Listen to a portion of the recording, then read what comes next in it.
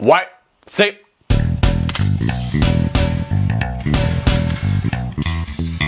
Facebook, Twitter, YouTube, Google+. Google+. Les réseaux sociaux. On est tous dessus. Même vous l'êtes en ce moment. À moins que vous écoutez le Whitey Blu-ray Box Set. As if.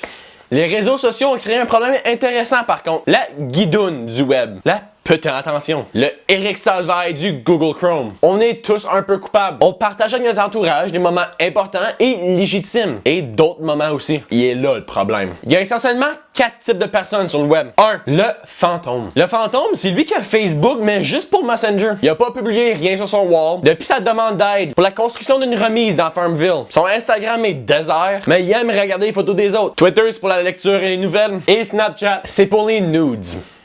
2. Le normal. Des fois, il partage les recettes qu'il a trouvées cool ou des photos de famille. Des fois, il va se prononcer sur certains enjeux sur Twitter ou partager le blog de son ami. Son Instagram, c'est des paysages avec des citations vraiment deep, comme couleur. Et Snapchat, c'est encore pour les nudes. 3. L'excité. Lui, il est plus actif. Il va partager pas mal tout ce qu'il voit. Même les clickbait. Oh, est-ce que cette affaire faite à ce cheval va me surprendre? Dis-le moi sans que je clique dessus. Sur Twitter, il va faire des live tweets de toutes sortes d'affaires. Parce que tu sais, tout le monde veut regarder Walking Dead en lisant son feed Twitter en même temps. Parce que t'es tellement plus divertissant que l'émission. Instagram est plein de selfies avec des célébrités. Comme des gens du web, pas des vraies célébrités. Des restaurants cool. Et là, filtre de chien de Snapchat à marde. Et Snapchat, c'est pour les filtres de chien aussi. Nudes. 4. Et finalement, la pute. C'est simple, sa vie est sur les médias sociaux. Il va faire des live feeds de son réveil, de son brossage de dents, de son versage de jus d'orange. Il va faire des apparitions sur tous les autres posts de putes d'internet parce qu'ils sont tellement des BFF puis ils sont pas du tout en compétition pour votre attention. Ils ont une page personnelle, ils ont une page professionnelle, puis ils ont une page cachée. Sur Twitter, ils ont 1 million de followers et quand ils disent de quoi, c'est retweeté au moins 500 fois. Sinon, ils l'effacent. Instagram, c'est pour de la bouffe, des célébrités, le gym, le paysage et de la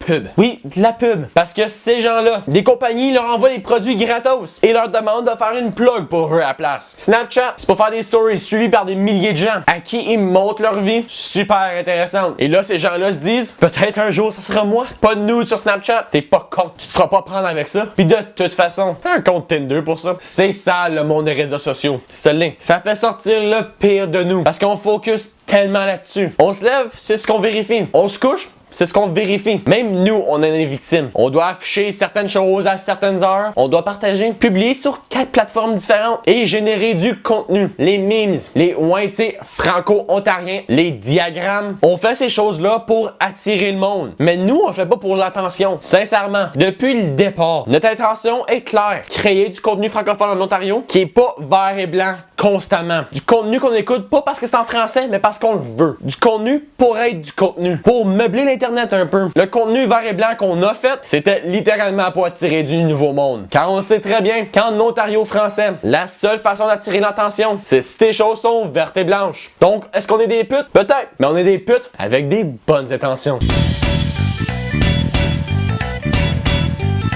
By the way, on va prendre 1 minute pour vous dire merci. Ça fait maintenant 1 an qu'on a commencé cette aventure et on s'amuse beaucoup. Puis on espère que vous aussi. Donc, merci de nous écouter, de partager et de liker. Mais n'oubliez pas de sortir dehors, passer du temps avec votre famille et vos amis. Et s'il vous plaît, ça va faire les freaking filtres de Snapchat. On a eu du fun, mais là, ça va faire.